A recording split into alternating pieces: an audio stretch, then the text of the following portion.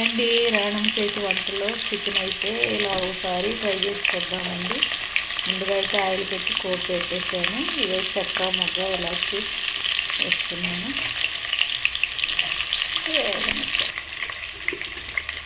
కొద్దిగా కరివేపాకు, కొద్దిగా అల్లం వెల్లుల్లిపాయ పేస్ట్,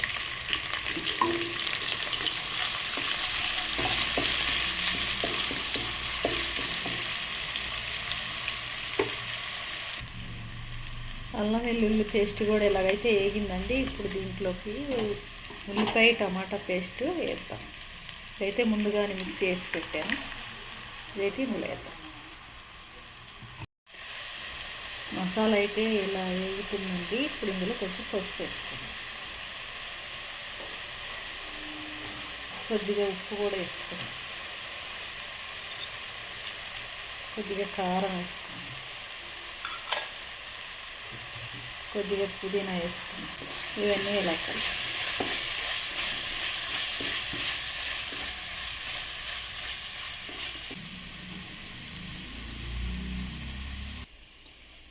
నీట్గా కడిగి పెట్టిన చికెన్ అయితే ఇప్పుడు కర్రీలో వేసుకుందాం.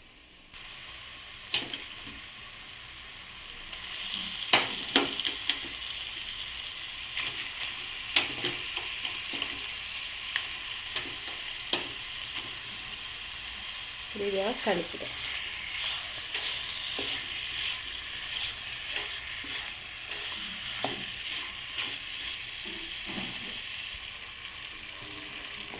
మొత్తం ఇలాగైతే కలుపుకున్నామండి. ఇప్పుడు దీంట్లో మూత పెట్టుకున్నాం.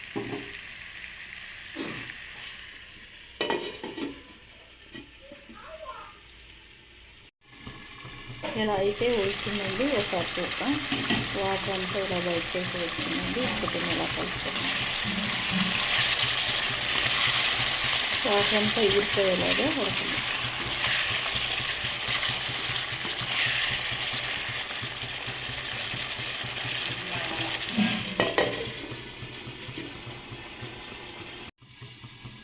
ఇలా అయితే ఉడుకుతుందండి. ఒకసారి తీసి చూద్దాం. వాటర్ అంతా ఇలా ఈరిపోయింది.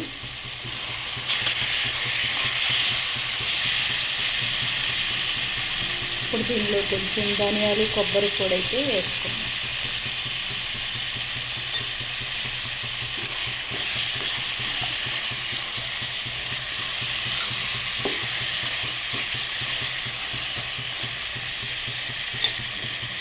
కొద్దిగా వాటర్ అయితే పోద్దాం. మిక్సీ గిన్నెలో కొంచెం వాటర్ వేసుకొని అదైతే ఇందులో పోద్దాం.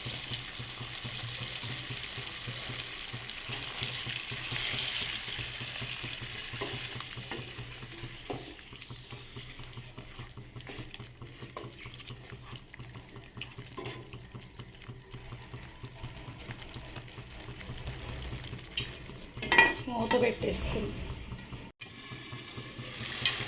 ఇలా అయితే ఆయిల్ అంతా పైకి వచ్చేలాగా ఉడికిందండి. ఇప్పుడు ఇందులో కొంచెం గరం మసాలా కూడా వేసుకుంటాం.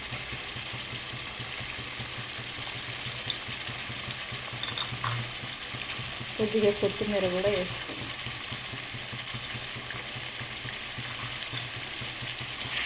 బాగా కలిసి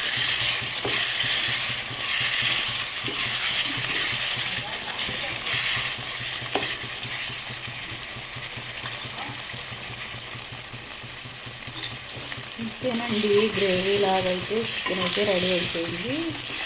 ఈ వీడియో కనుక నచ్చినట్లయితే ఒక లైక్ చేయండి.